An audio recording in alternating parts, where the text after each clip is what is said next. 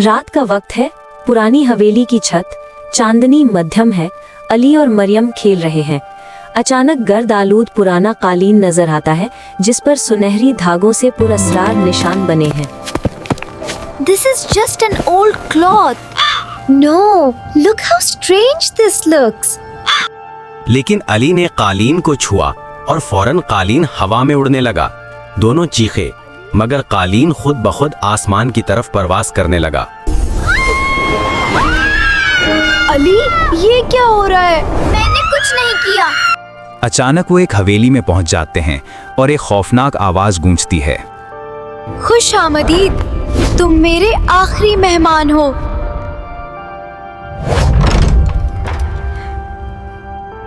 अचानक एक देवनुमा जादूगर नमूदार हुआ।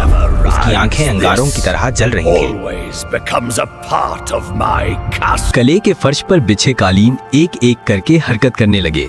उनके धागे सांपों की तरह उठकर मरियम और अली के हाथों को पकड़ने लगे। हम सब कभी तुम जैसे इंसान थे जो जादूगर के धोखे में आ गए। एक इंतखाब करो, तुम में से एक मेरे साथ रहेगा और दूसरा आजाद होगा। अली, मैं डर रही हूँ। अगर कोई रुकेगा तो वो मैं हूँ। या अल्लाह, दोनों मिलकर अल्लाह को Save याद us. करते हैं तो कालीन अचानक हवा में उड़कर किले से बाहर निकल जाता है। अली और मरियम हवेली में वापस आते हैं।